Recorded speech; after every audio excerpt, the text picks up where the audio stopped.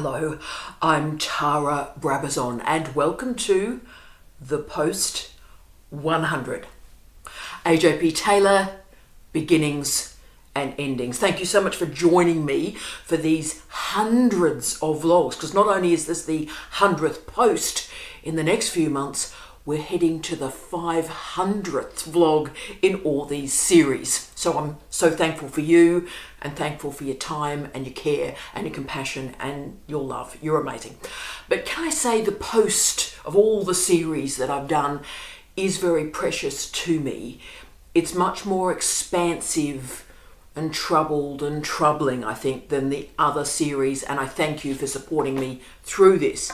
But this week for Post 100, we are continuing a new thing, a new innovation that we've enacted in the last few series, and that is when we hit a zero, we look at a particular person, their life and their work. And often this person has been lost to us. And I return to this human and their career and explore their use, their value, their power in our present. Now, this post on AJP Taylor was an entire year in the making. This one has taken a lot of time and a lot of effort, and it's been quite complicated because the post that I thought I would deliver, the post that I thought I would research and write, is not where we've ended up. But as I always talk about with you, we need to put the problem into the work and we need to research the surprises. So this post is certainly very different from where I thought we would be.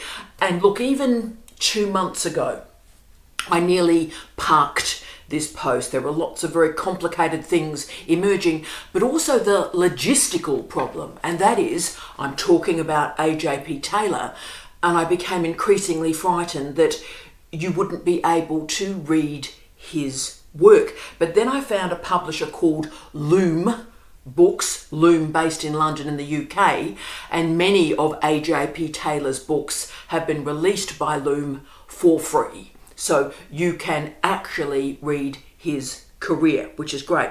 But you can see that this is a logistical issue. This is a meta issue that is worrying me. We saw it with Alexandra Kollontai, we saw it with Michael Polanyi, where the history, our intellectual history that exists particularly in books, we're losing because these analog books are not being digitized. So they're not being carried forward into our present.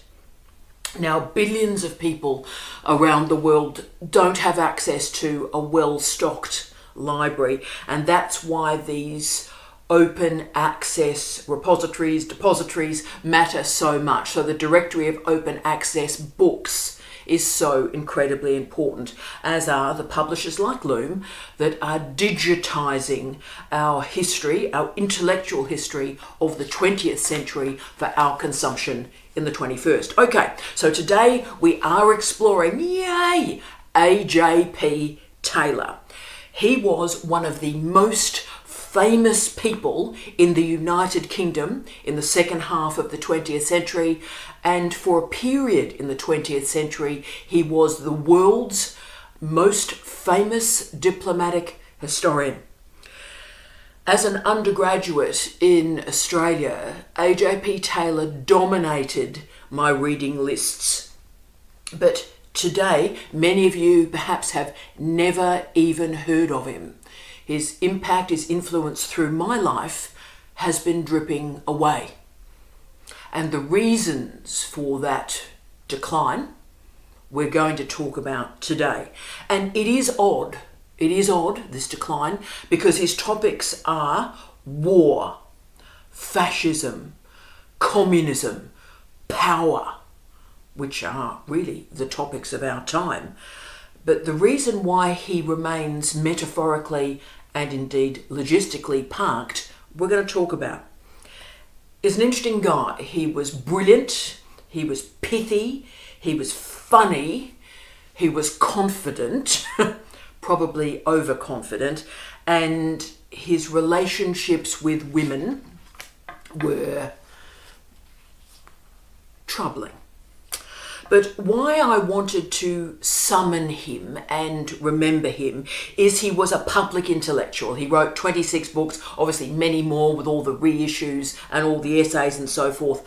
But he was on radio and television all the time.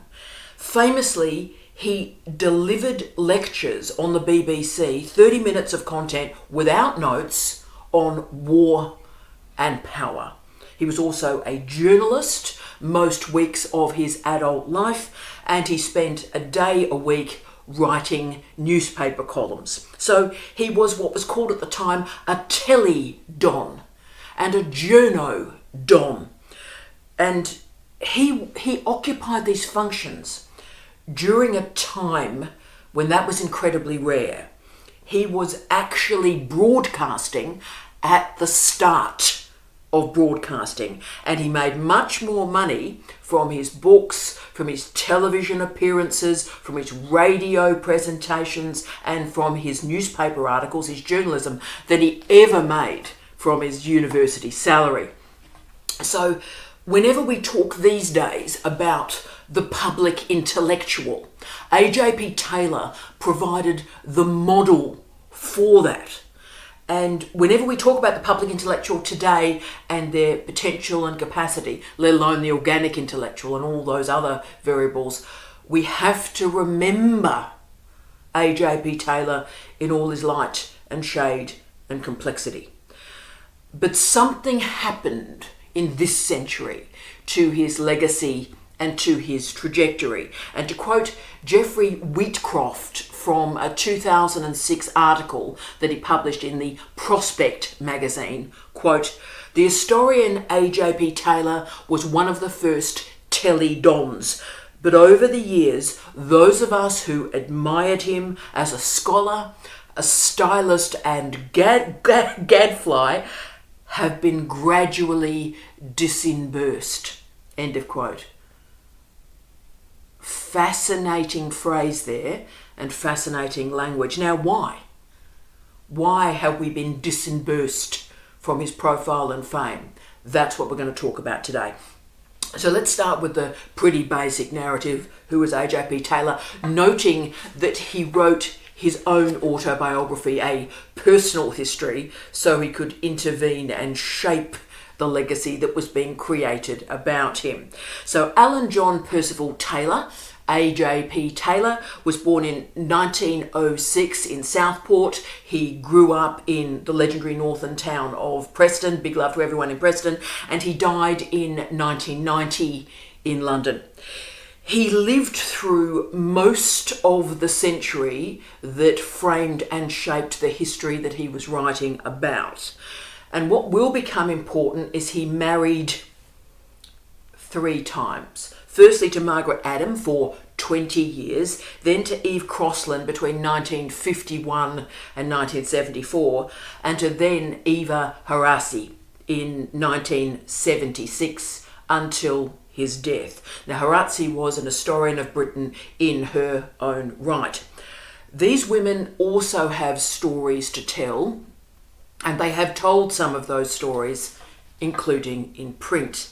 AJP Taylor was an historian of the 19th century and the 20th century, particularly of Europe, but he also published on Japan as well. He probed war and peace and the beginnings and endings of both. He was famous in his own lifetime because he was on television. And he was on television talking about war and peace during an era where that really mattered. People were living through it. Even in 2011, via a History Today poll, he was in the top 5 historians of all time. And the 5 were Braudel, E.P. Thompson, Eric Hobsbawm, AJP Taylor, and E.H. Carr. So that's how famous he was. What is significant, though, is 3 of the historians on that list, so Braudel, Thompson and Carr, actively reorganised the historiography, what we think of as history, whereas Hobsbawm and Taylor were very much conventional diplomatic historians, narrative historians, one damn fact after another. Now, AJP Taylor's parents were very affluent, from very much the upper middle class. But they were both pacifists and strongly left-wing. And not just left-wing. AJP Taylor's mother, Constance, was a member of the Comintern, and AJP Taylor's uncle, one of his uncles, was a founder of the Communist Party of Great Britain. He was passionate about history and attended Oriel College in Oxford for his degree. He got first-class honours, a history degree, and graduated in 1927, and then went to Vienna for his postgraduate work, and he thought he would do his PhD on 1848 and the Chartists, and through his career you can see he's endlessly drawn back to 1848, that year of pivot, that pivotal year, and he focused very strongly on the Chartists. But as so often happens to all of us in doctoral education, what we think we're going to write about and talk about doesn't actually happen. And he ended up focusing his doctorate on what's called the Italian question, or the title of his first book, The Italian Problem in European Diplomacy, and that was published in 1934. That was his first book. He was a member of the Communist Party himself between 1924 and 1926, but he broke from the party because of their stance on the general strike. He remained a member of the Labour Party through all of his life, but had a pretty complicated relationship with it at times. His first academic job, like so many of the people we've talked about in this series, was at the University of Manchester. He worked at the University of Manchester between 1930 and 1938. Then, as so often happens again, he then moved to Oxford to become a fellow, this time at Magdalen College, and he held this fellowship until 1976. He was also, and this is undercooked in the theorisation of his life and career, he was also an absolutely outstanding teacher. Incredible teacher, would be lecturing at 8 o'clock, 8:30 in the morning, and the auditoria were always full. He was an outstanding teacher. And of course, that brilliance in teaching was then later used by the BBC. But what is significant, and here we go, what is significant is, for such an unbelievably fantastic teacher, Oxford did not allow to continue his lectureship from 1963. They stopped him teaching in 1963. He remained a fellow, but he was not allowed to teach. Why? He wrote and he published a book, a disturbing book, one of the most important books of the 20th century, The Origins of the Second World War. This book, that we'll return to shortly, changed history, changed in real time, by the way, and changed how we think about power, how we think about fascism, how we think about change. And he agitated in real time people's understanding of their own history, their own past, about Hitler, about fascism, and about war. There was a controversy over this book that we just don't see anymore because people don't read. Editorial comment. But we don't see controversies over books like existed through this one. So after Oxford said, through the publication of this book, yeah, nah, bye, he moved to London and he continued to lecture at the University College London and the Polytechnic of North London, which has gone on to be, of course, London Metropolitan University. His two greatest books, both of which are still in print, are The Origins of the Second World War and English History 1914 to 1945. But as we discussed, he also produced an array of really short books that are available to you for free, like War by Timetable, that was published in 1969. And many of these short books came from his BBC lecture series. So what made The Origins of the Second World War so controversial, and to be honest with you, the word controversial doesn't even really cut it, is it revised our entire interpretation of the Second World War.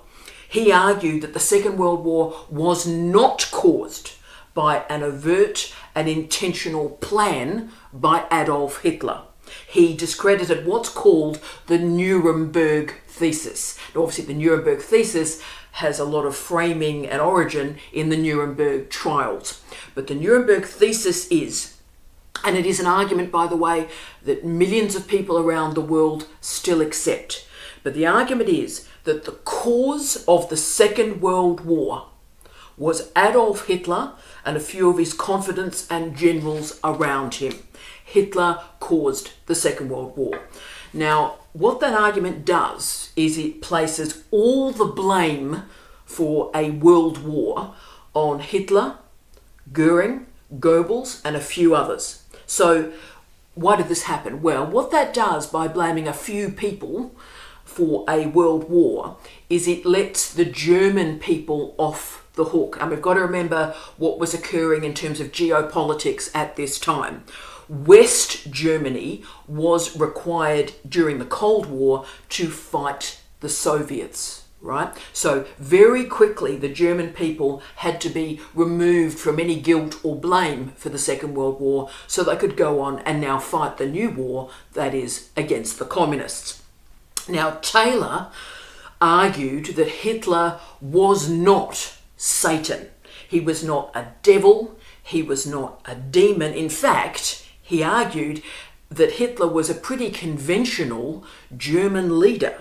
And can I say, he was not on his own here. There was a wonderful German historian called Fritz Fischer.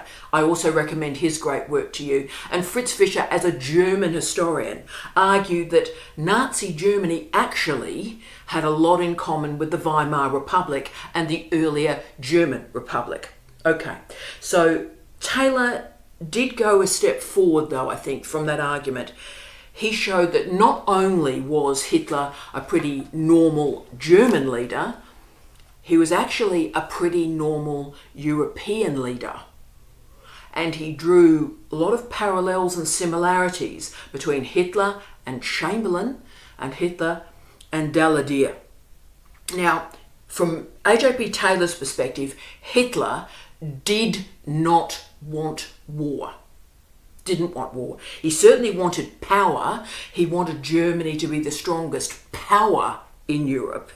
But AJP Taylor argued that war happened through mismanagement, through errors, through a series of mistakes from many, many European politicians and diplomats, not just Germany, not just Hitler. So for Taylor, Hitler was an opportunist. He wanted power. Yes, he was anti-Semitic. Absolutely, he was anti-Semitic. But Taylor argued that there were plenty of European powers that wanted more power, and there were plenty of Europeans that were anti-Semitic. Okay, so AJP Taylor's great gift, I think, was to problematize the notion of beginnings and endings. The notion that a war starts and a war stops on particular dates. So AJP Taylor, as a diplomatic historian, did the really deep archival work on the Treaty of Versailles. And he showed that that treaty destabilised Germany, and because the making of the peace in the First World War was so flawed, it provided the conditions for the Second World War.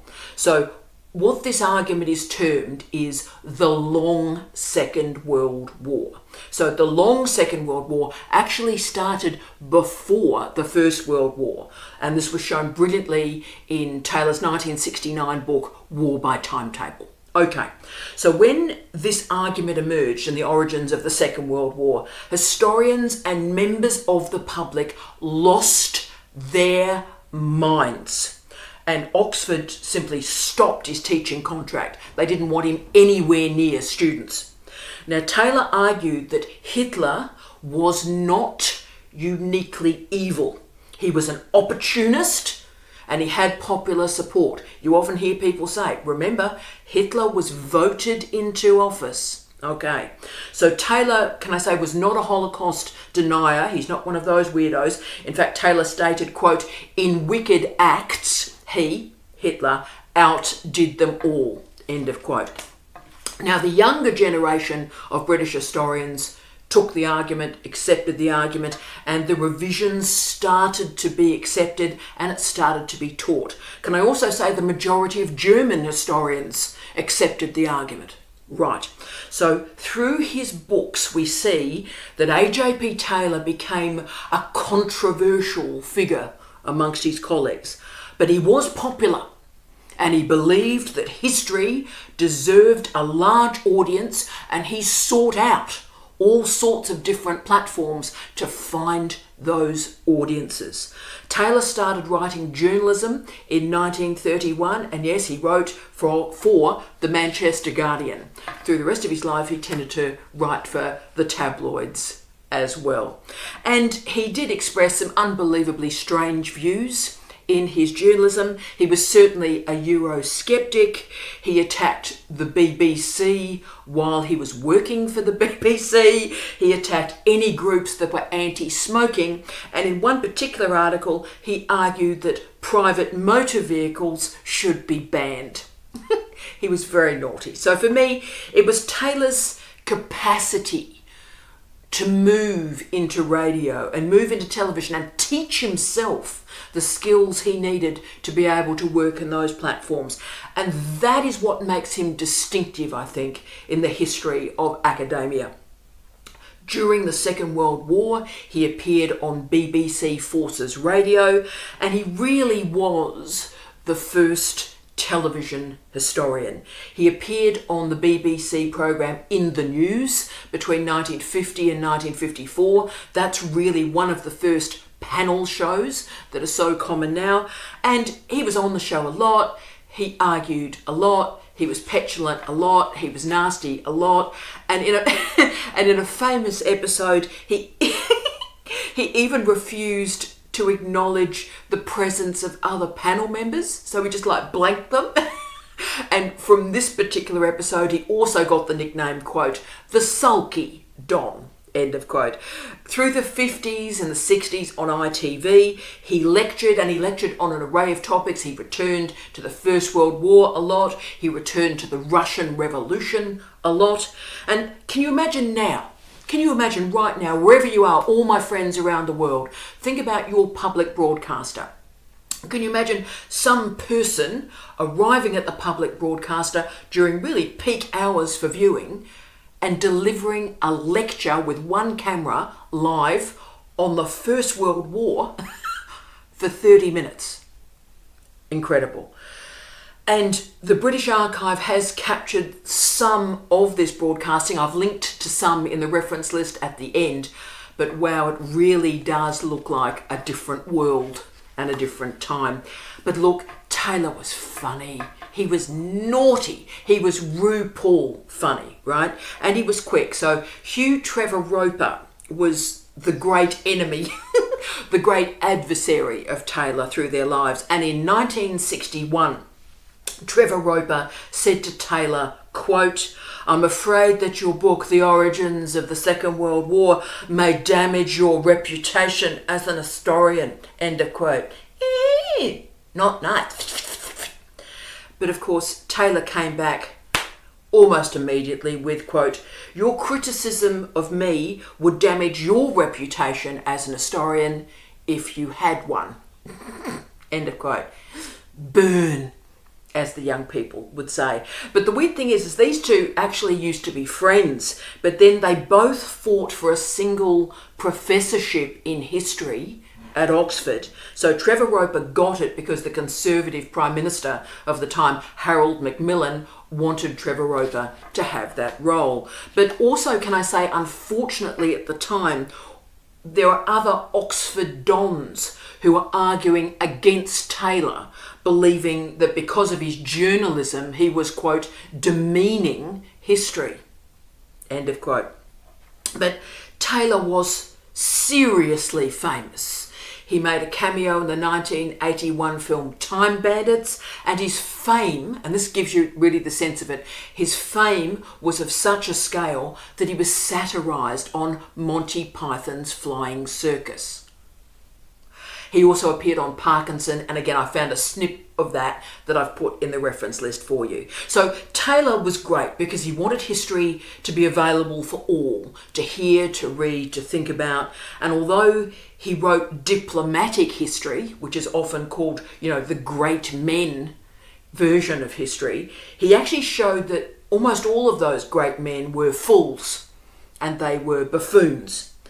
Intriguingly, his work on leadership has never really been used in leadership studies, which I'm very interested in, really. But AJP Taylor showed the consequences of leaders being reactive, not proactive, reactive. And he showed that actually history is made when leaders make mistakes. Now, he was anti-establishment, and that's odd from an Oxford-educated academic. In fact, it is argued that Taylor invented the phrase, the establishment, in a 1953 book review. So when we review his life, his writing, his academic career 35 years after his death, there are some important revisions that we need to make of this revisioning historian.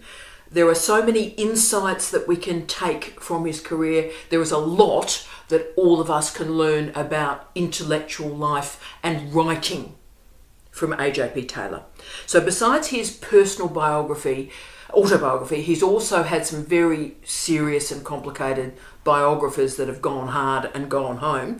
And that includes Kathleen Burke's Troublemaker, a great book that I recommend to you. And she was actually his last graduate student in the DPhil at Oxford. But she presents a really troubling and disturbing biography of her former supervisor. The power of Taylor, I think, that we can all learn from is his commitment to writing. He wrote every day. He wrote continually through his life. And also, must not get emotional, he also committed to the writing of the book.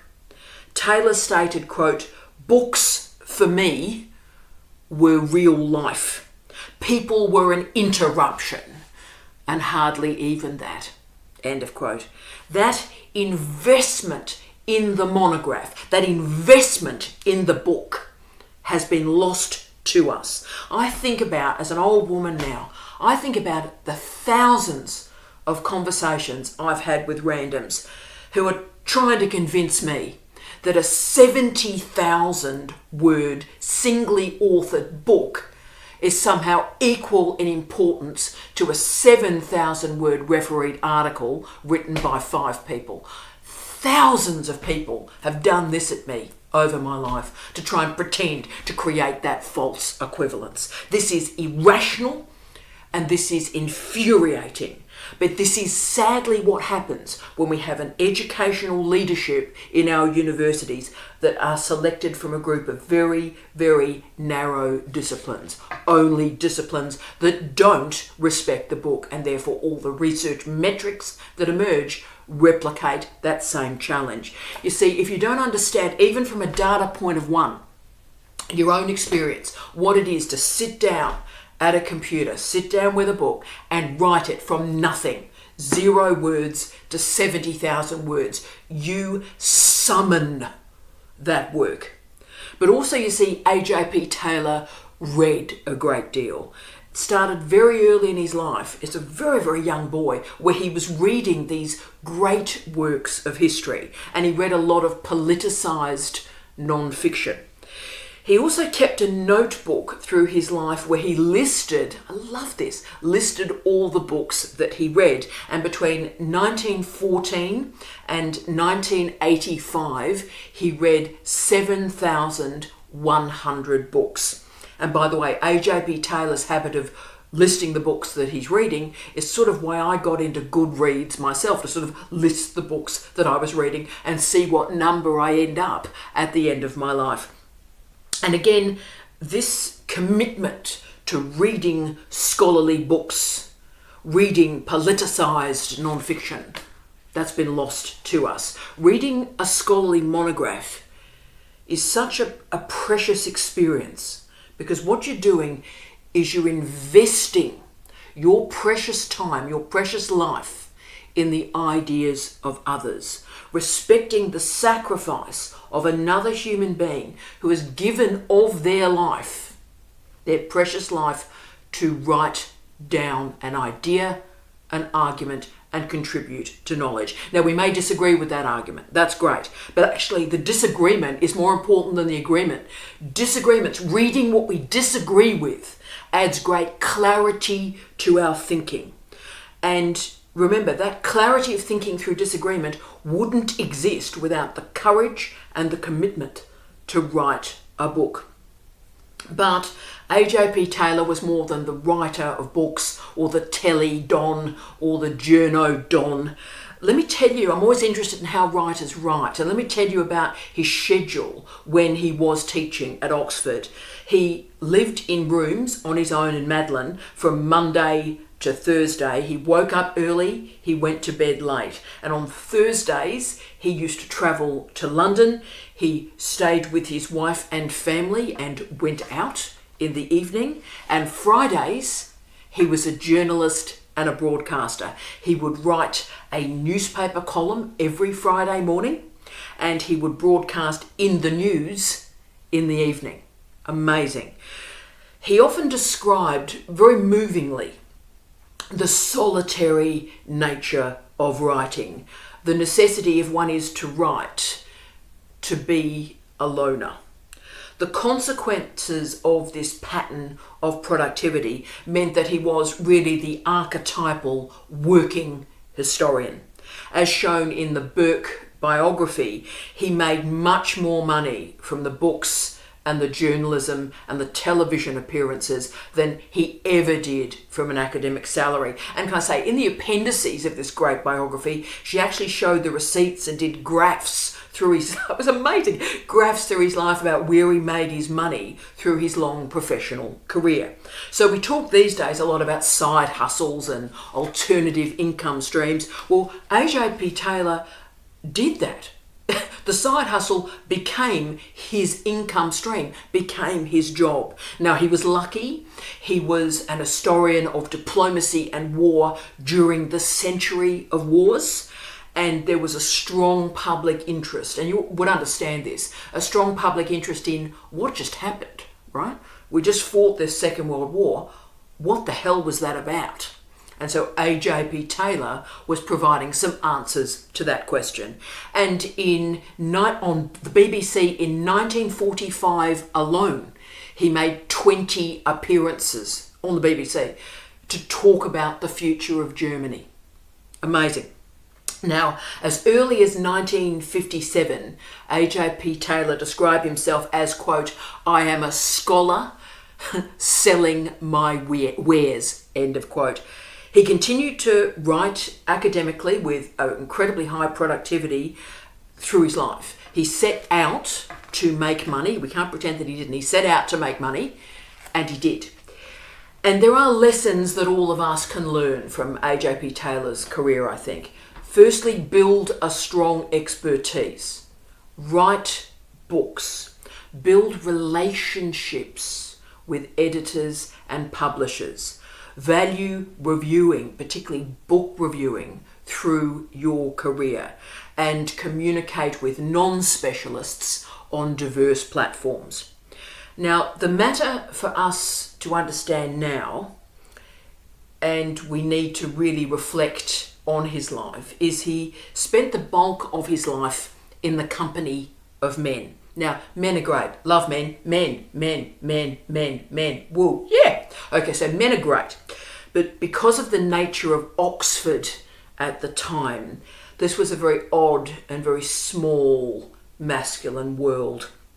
And AJP Taylor, in the first quarter of his autobiography, spent a quarter of his life abusing his mother and celebrating his father. And then, of course, we get to the university years, and women's role at Oxford at the time was very clear.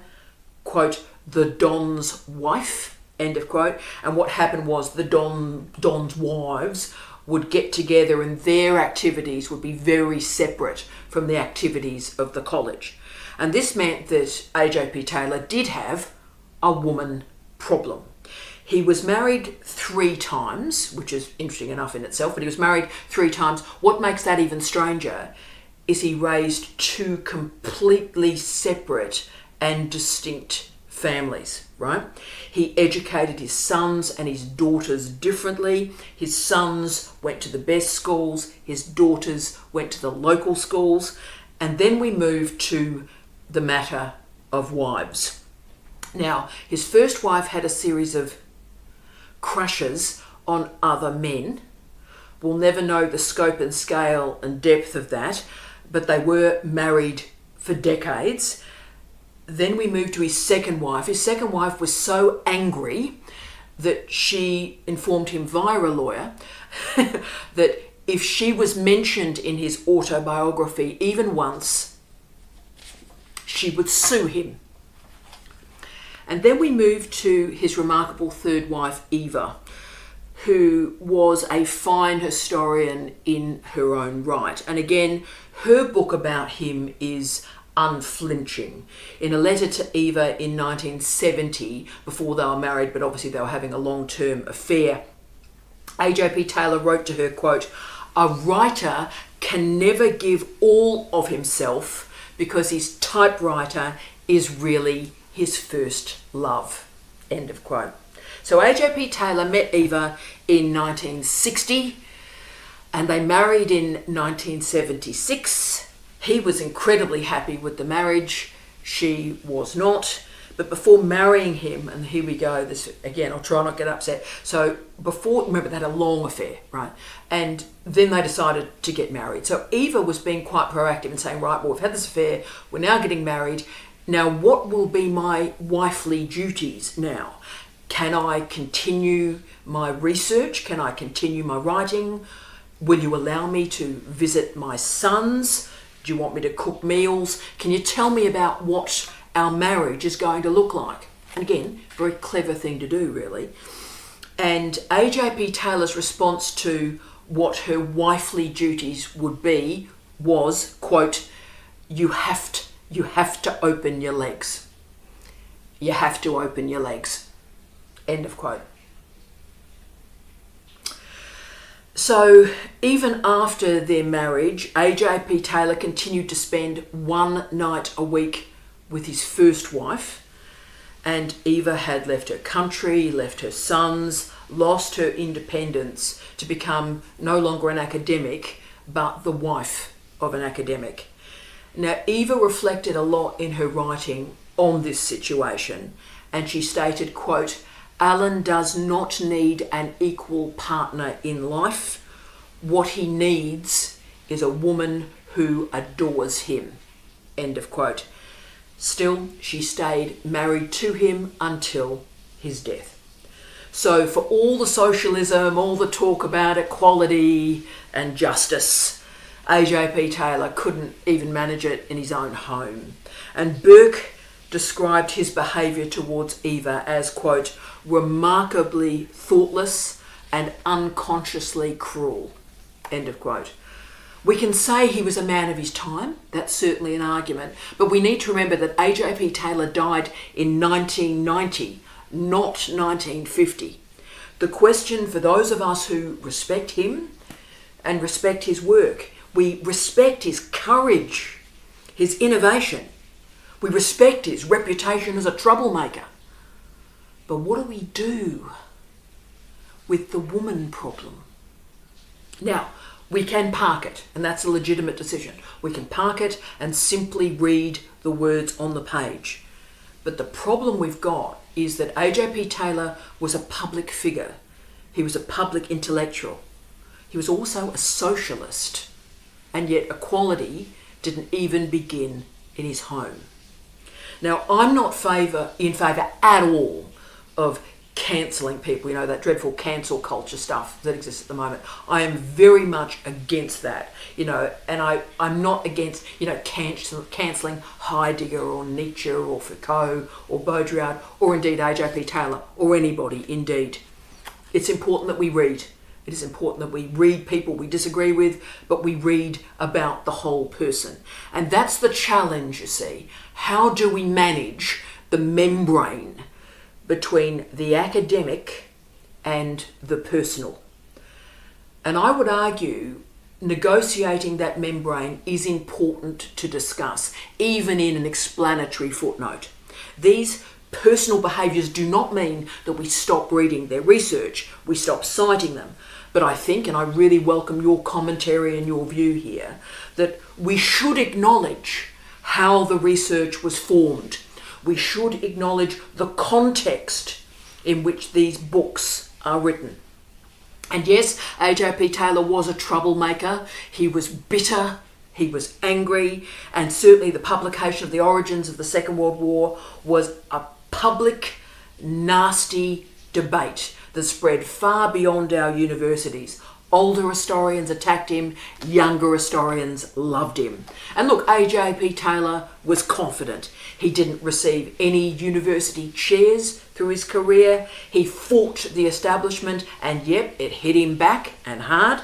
And he was famous, like so few historians or academics will ever be. And there are many things he didn't do. He didn't create any new methodologies for history. He didn't develop a new mode of doing history like perhaps E.P. Thompson did. He didn't create new fields, but his fame did extend far beyond the United Kingdom because his books travelled. And as I told you, when I was a first year student at UWA in Perth, Western Australia, not in Scotland, when I was in first year, my first month of university was dominated by reading AJP Taylor, and I bought 21 of his books that I still have in storage. But intriguingly, most of those books are pretty damn difficult to buy now. He was a man of the left, but he had a complicated relationship with it. In fact, he described himself as, quote, an impotent socialist, end of quote. His gift, his legacy remains that he made history matter for millions of people. What a triumph that is. And for those of us reviewing his life and career, we can see what we've lost.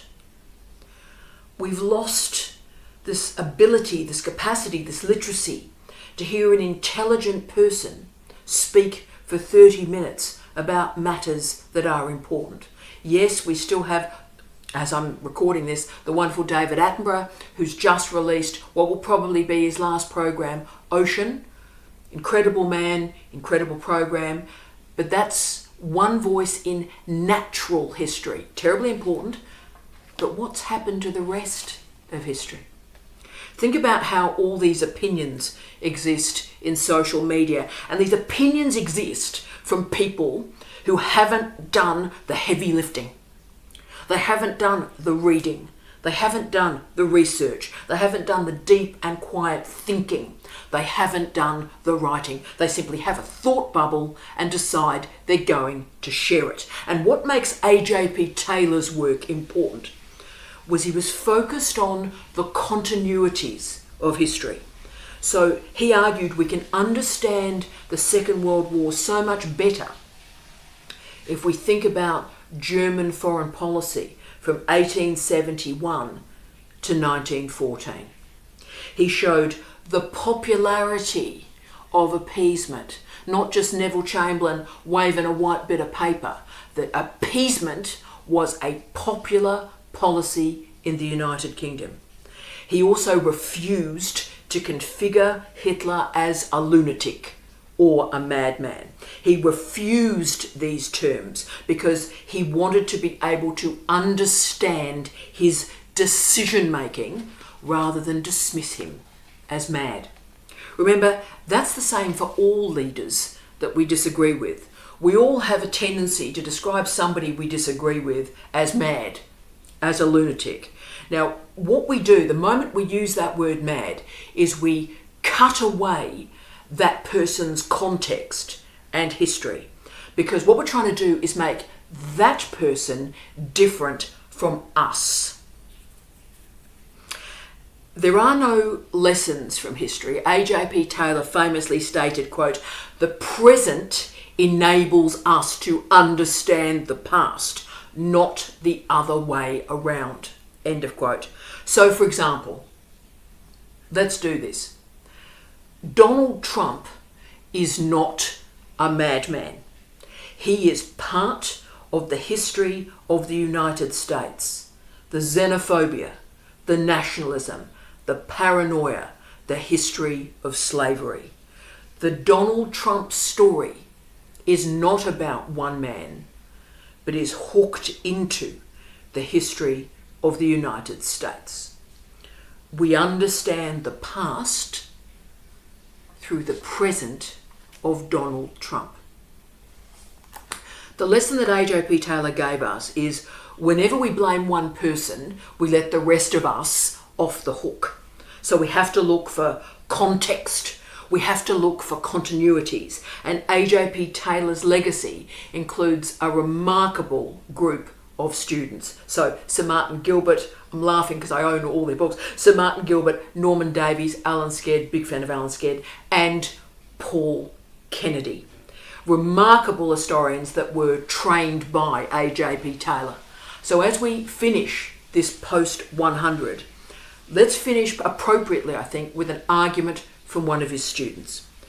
I was so deeply affected when I read Paul Kennedy's work about great powers that I've carried that argument through my life. Kennedy studied the nature of power, great power, including his masterwork, The Rise and Fall of Great Powers, which I recommend to you. And he showed if power has a characteristic, then it is that it is temporary. Quote, "The beginning of wisdom in human as well as international affairs is knowing when to stop." End of quote.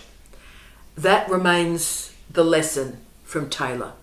Beginnings and endings are messy. Life is messy. AJP Taylor reflected right near the end of his life on himself as much as history when he stated, quote, "Conformity may give you a quiet life.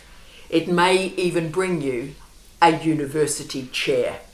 But all change in history, all advance, comes from non-conformists.